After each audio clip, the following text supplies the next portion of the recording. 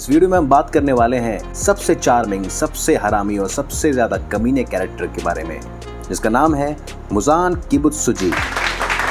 इस वीडियो में हम बात करेंगे मुजान के ओरिजिन के बारे में, डीमंस वाली पावर के बारे में और उसके इंटेंशंस के बारे में।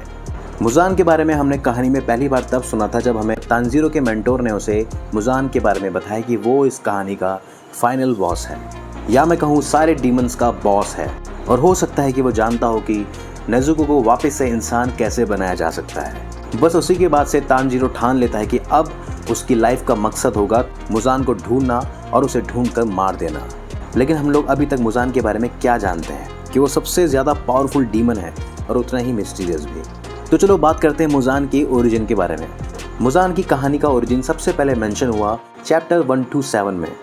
मुजान का जन्म हुआ था 8th सेंचुरी AD में, जो कि अभी के डीमन स्लेयर की कहानी से लगभग 1000 साल पहले का समय है।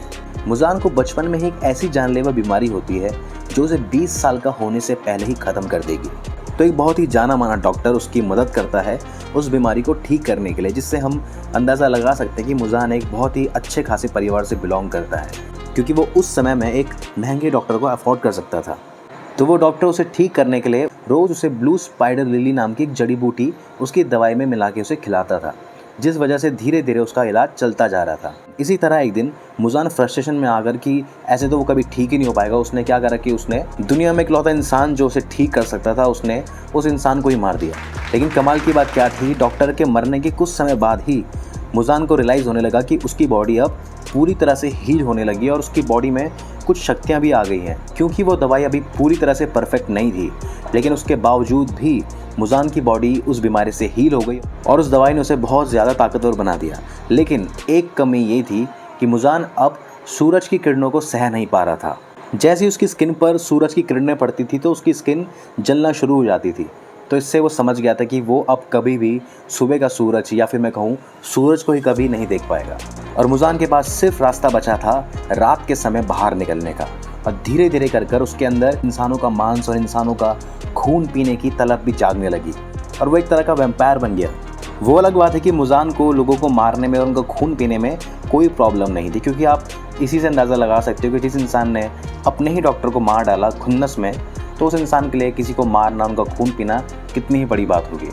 तो अपनी इसी सूरज वाली प्रॉब्लम को सॉल्व करने के लिए मुजान अगले 1000 साल तक उस ब्लू लिली जड़ी बूटी को ढूंढने लगा, जिसकी वजह से उसे ये शक्तियाँ मिली थी। मुजान की पर्सनैलिटी देखकर आप लोग ये समझ सकते हो कि मुजान से ज़्यादा ईगोइस्टिक और सेल्फ ऑब्सेस्ड बंदा कोई नहीं हो सकता। मुजान की ज़िंदगी का सिर्फ एक ही मोटिव था कि खुद को बिल्कुल परफेक्ट बना लेना, और सूरज की किरणों को ना झेल पाना उसे बार बार याद दिलाता था कि वो अभी भी परफेक्ट नहीं हुआ है। तो वापस चलते हैं 1000 साल पीछे। तो जैसे कि मैंने कहा था कि मुजान ने अपने ही डॉक्टर को मार डाला। धीरे धीरे कुछ समय बाद मुजान को रियलाइज़ होने लगा कि उसने अपनी ज़िंदगी की सबसे बड़ी गलती कर दी, क्योंकि वो जानता था कि उसके डॉक्टर के अलावा किसी को नहीं पता कि पहले तो वो ब्लू लिली कहाँ मिलता है, और अगर पता भी लग जाए कि कहाँ मिलता है तो उस जड़ी बूटी से उस दवाई को किस तरह से बनाना है। फिर इसी खोज में मुजान ने धीरे धीरे लोगों को अपना खून देना शुरू करा और उन्हें भी डीमन बनाना स्टार्ट कर दिया। हालांकि मुजान कभी नहीं चाहता था कि वो किसी को डीमन बनाए, इसलिए नहीं कि उसे लोगों की परवाह थी, बल्कि इसलिए क्योंकि वो नहीं चाहता था कि कोई भी उसके बराबर ताकतवर या उसके जैसा बने। तो वो लोगों को अपना खून देता था और जितनी उनकी क्षमता होती थी उसके हिसाब से ही वो सर्वाइव कर पाते थे। जो नहीं सर्वाइव कर पाते थे वो मर जाते थे, और जो सर्वाइव कर पाते थे वो धीरे धीरे उसके अंडर एज अ डीमंस काम करने लगे।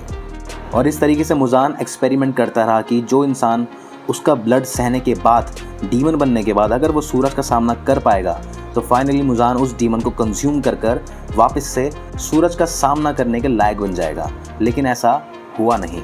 और जब 1000 साल बाद मुजान ने तानजीरो की बहन नेजुको को डीमन बनाने की वजह से, जब उसे पता चला कि नेजुको वो इकलौती और वो पहली ऐसी डीमन है जो सूरज के सामने जा सकती है, तो मुजान ये सुनकर पागल सा हो गया। उसने सोचा कि अब बस मेरी लाइफ का एक ही मोटिव है कि मुझे नेजुको को ढूंढना है और उसे कंज्यूम कर मैं बन जाऊंगा हमेशा के लिए परफेक्ट, एक परफेक्ट बीइंग।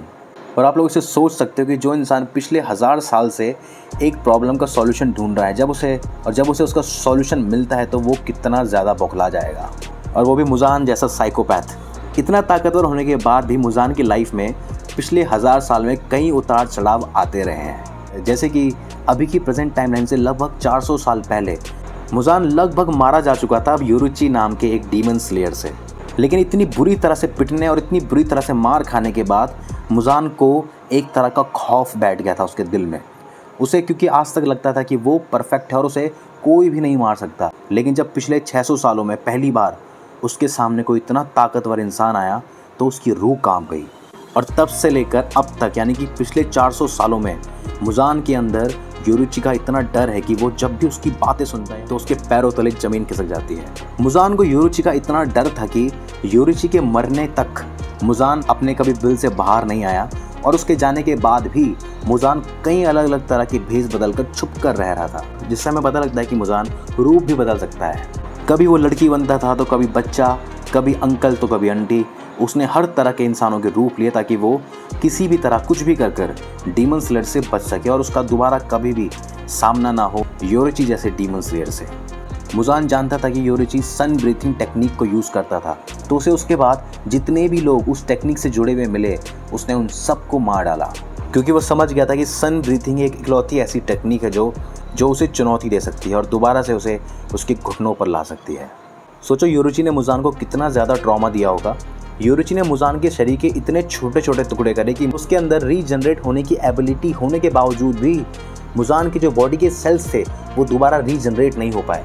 उसने इतनी बुरी तरह मुजान को मारा कि जैसे तैसे कर मुजान वहाँ से छुपा कर कैसे करके भागा ताकि योरुची की नज़र में ना आ जाए। और तब से लेकर वो आज तक सन ब्रीथिंग से खौफ खाता है। लेकिन वो एक चीज़ नहीं जानता था कि तांजीरो का परदादा, या मैं कहूँ तांजीरो के परदादा का भी परदादा सुमियोशी, वो डायरेक्ट जुड़ा था लेजेंडरी सन ब्रीथिंग टेक्निक यूज़र योरुची से। और योरुची के इयररिंग्स उनकी पीढ़ी दर पीढ़ी पास ऑन होते गए और एंड में आकर वो हानाफुदा इयररिंग्स तांजीरो को मिले।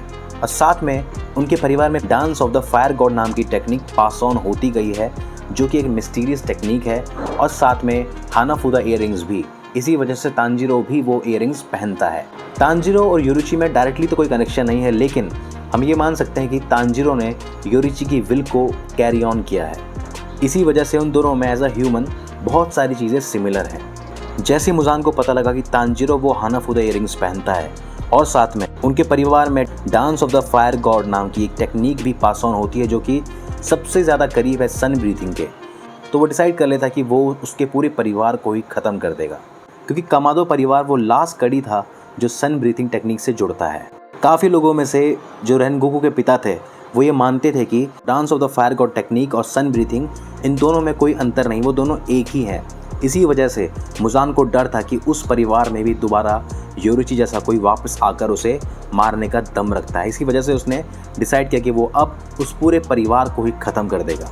तो दोस्तों, इससे आप लोग एक चीज़ समझ सकते हो कि तांजीरो का परिवार सन ब्रीथिंग टेक्निक को पीढ़ी दर पीढ़ी पास ऑन करता गया है और नेजुको तांजीरो की ही बहन है, यानी कि वो कामादो परिवार का हिस्सा है। तो शायद से ये वजह हो सकती है कि नेजुको वो पहली डीमन थी जो सूरज के सामने आ सकती थी, क्योंकि वो खुद भी एक तरह से सन ब्रीथिंग यूज़र है और शायद इसीलिए डीमन बनने के बाद भी वो सन को कॉन्कर कर पाई। तो चलो पहले बात कर लेते हैं कि मुजान की डीमन पावर्स आखिर है क्या क्या। ये तो हम जानते हैं कि मुजान रूप बदल सकता है और मुजान किसी को भी डीमन बना सकता है, लेकिन साथ में मुजान ये भी कंट्रोल कर सकता है कि किस डीमन को कितना ज़्यादा ताकतवर बनाना है। सभी डीमंस में सबसे ज़्यादा फास्ट रीजनरेशन की एबिलिटी मुजान के ही अंदर है। जैसे कि हमने इन्फिनिटी कैसल मूवी में भी देखा कि मुजान अपने किसी भी सेल से अपनी पूरी बॉडी को रीजनरेट कर सकता है। यहाँ तक कि आपने देखा कि उसने अपना सर भी कितनी जल्दी जनरेट कर दिया था, तो इससे उसे हराना लगभग नामुमकिन बन जाता है। मुजान के पास एक तरह का टेलीपैथिक कनेक्शन है जिससे वो अपनी सभी डीमन से बात कर सकता है, उनसे कनेक्ट रह सकता है। जिन जिन डीमन से उसने अपना ब्लड शेयर किया है वो उनके दिमाग को पढ़ सकता है, उनके थॉट्स को पढ़ सकता है और वो उन सबसे बिना बोले भी माइंड टू माइंड बातें कर सकता है। आप सोच रहे हो मुजान का कितना ऑरा है उसका अपने डीमंस के बीच में। यहाँ तक कि मुजान अपने डीमंस को शापित भी बना सकता है, यानी कि वो उन्हें कर्ज दे सकता है कि अगर कभी भी कोई भी डीमन उसके साथ बगावत करेगा या फिर उसकी इन्फॉर्मेशन को लीक करेगा तो वो ऑन द स्पॉट ही मारा जाएगा। मुजान के पास एक तरह की ब्लड डीमन आर्ट भी है जिससे वो अपने खून से किसी भी तरह की चीज़ें बना सकता है। जैसे कि लास्ट वाली फाइट में हमने देखा था कि मुजान अपने खून से कांटों जैसी रस्सियाँ बना लेता है और यहाँ तक कि वो लोगों को भी कंज्यूम कर सकता है, जिन वजहों से मुजान सबसे ज़्यादा ताकतवर दुश्मन बन जाता है पूरे डीमन स्लेयर कॉर्प्स का। और वो इकलौता बंदा जो मुजान को लगभग मार चुका था वो सिर्फ और सिर्फ था योरुची। और दोस्तों मुजान के बारे में सबसे शॉकिंग चीज़ ये है कि मुजान उस सेम परिवार से आता है जहाँ से उबुयाशिकी कागेया भी बिलोंग करते हैं, जो कि हैं डीमन स्लेयर के सबसे पहले लीडर। और इसी वजह से उनके पूरे परिवार को एक कर्ज लगा था, क्योंकि उनके परिवार से इतना बड़ा डीमन निकला था, तो उनके पूरे परिवार को एक कर्ज मिला, जिस कर्ज के हिसाब से उनकी फैमिली का कोई भी बच्चा 30 साल से ऊपर नहीं जी पाएगा और वो पैदाइशी बहुत कमज़ोर पैदा होगा। जब तक वो मुजान को ख़त्म नहीं कर देते उनका पूरा परिवार शापित रहेगा। इसी वजह से उनके पूरे परिवार का सिर्फ एक मोटिव था, मुजान को ख़त्म करना। तभी उन्होंने डीमन स्लेयर ऑर्गेनाइजेशन बनाई। इसी वजह से फाइनल फाइट से पहले मुजान उबुयाशिकी के सामने आकर उनके पूरे परिवार को ख़त्म करने की कोशिश करता है। तो दोस्तों उम्मीद करता हूँ कि आपको ये वीडियो पसंद आई होगी। इसी तरह की और वीडियोस देखने के लिए जुड़े रहिए हमारे साथ। बाकी मिलते हैं आपसे अगली वीडियो में किसी अगली कहानी और अगले कैरेक्टर के साथ।